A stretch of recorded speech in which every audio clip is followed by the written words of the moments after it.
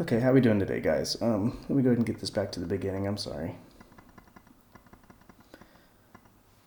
Right here, I just have a small overview of how I worked through the project this month. And so the first topic I have is a C# portion.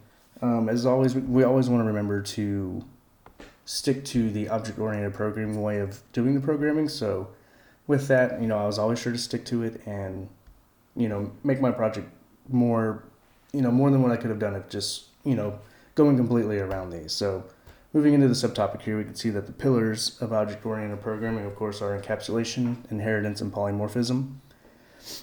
With the use of these, it just makes your program look good. It makes it operate well, and those are just all big pluses. So, a little overview of my project. So, of course, like I've been saying, I was sure to stick to the pillars of OOP, and with that, I was able to stick to my roots of what I've learned, this far in the program, and it helped me to complete my project in a timely manner, and also made, like I said, made my program operate tip top.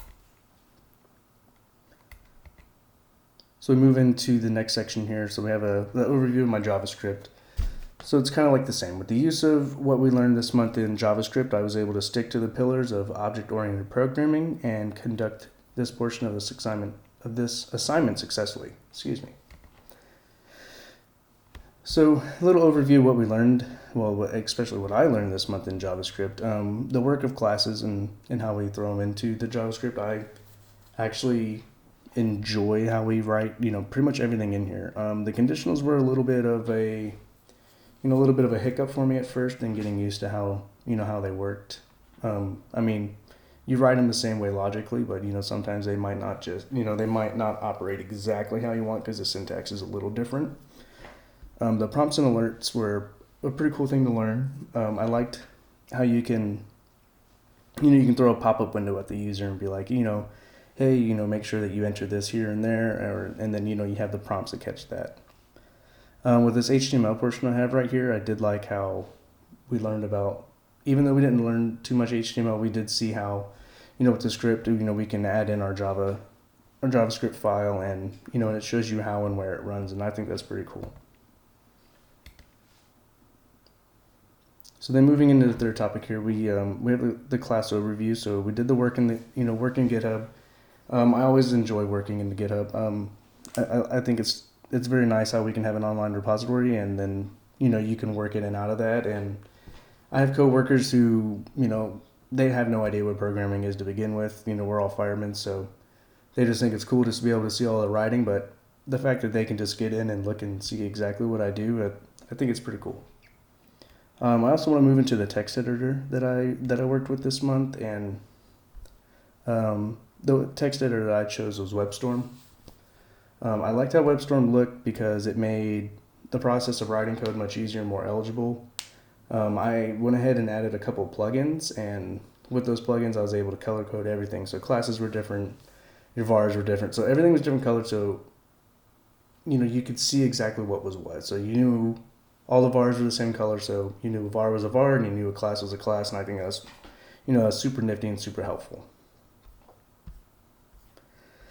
So I've already created a couple users. I have one for myself. So, but pretty much how we can do that is we can get in here and we can see that we have that. So we can create one, or we can select. So I have a Bob in here, so we'll go ahead and swap over to him. So now we have Bob in, and then this is just a program.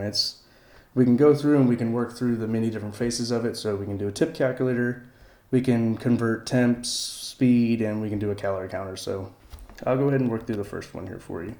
So tip calculator, so we want to go ahead and insert an amount. So we'll say we had a $245 meal. We want to do a 15% tip. So we can see with the 15% tip of $245, we get $36.75, which brings our total to $281.75.